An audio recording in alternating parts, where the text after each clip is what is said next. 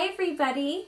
Today is August 10th, 2008, and I have, I guess you could say, bittersweet news today. I'm going to start with the sweet news, and that is, it is exactly 1 year since I got in my rollover car accident. August 10th, 2007 is when I was in the hospital and when my relapse first began because I was in that horrible car accident. And it's been a year. I have my relapse. I'm better. I'm over it. I'm on a new medication and I feel fabulous. So that's the sweet news and I feel great. I prayed to God. I said, just let me be okay in 1 year. And here I am, and I'm okay, and I'm very grateful. So that's the good news. Now, this next part is something that I think is very important. It is about how there have been 2 confirmed cases of PML in Tysabri patients.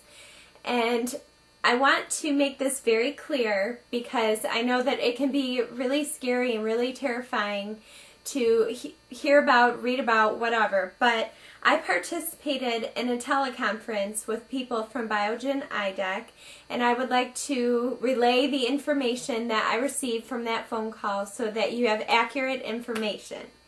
Now, what happened was on July 30th and July 31st, the confirmed cases of PML in patients that were taking Tysabri were in the European Union.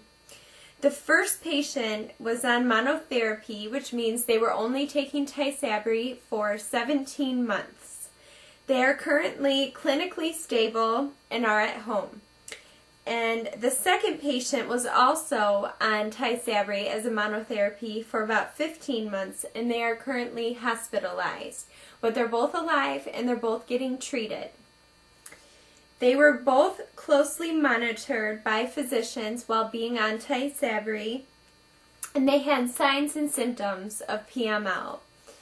And my question was, what were those signs and symptoms? How did they know that it was PML?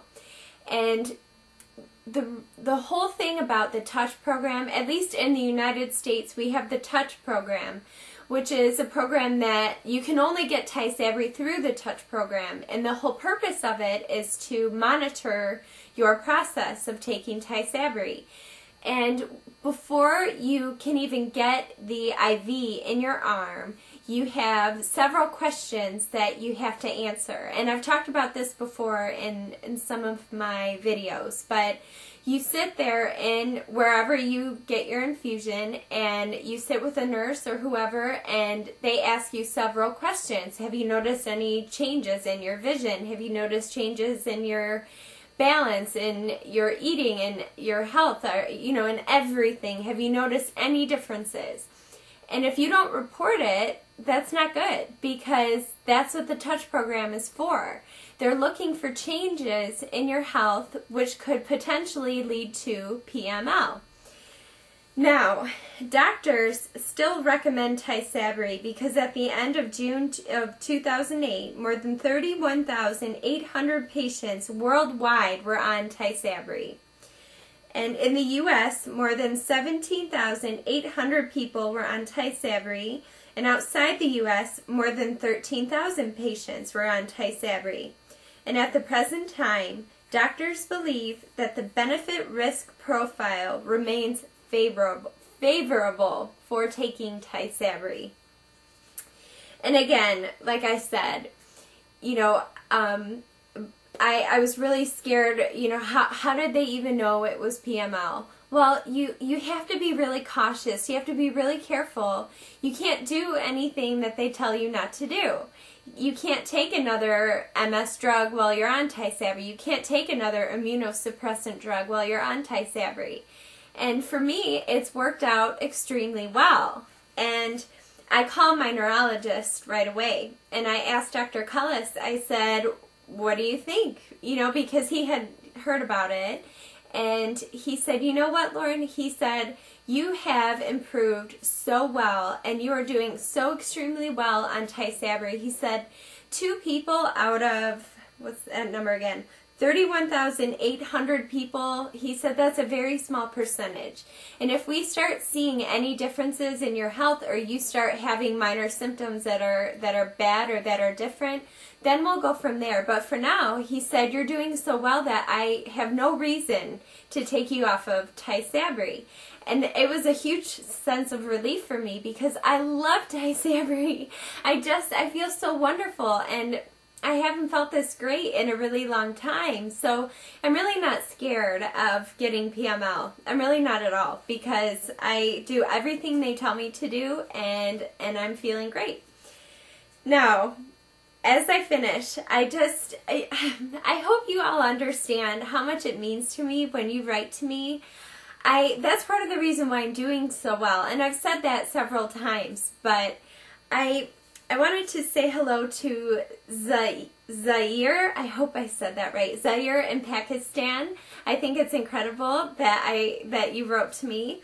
And oh my God, I want to say ciao to Ricky in Italy. It's like, oh my goodness, you all know how proud I am of being Italian, and how much I love my heritage, and to hear from someone from Italy was just like incredible. So ciao, Ricky. And I also want to say hola to Luisa in Mexico. I'm really excited that you wrote.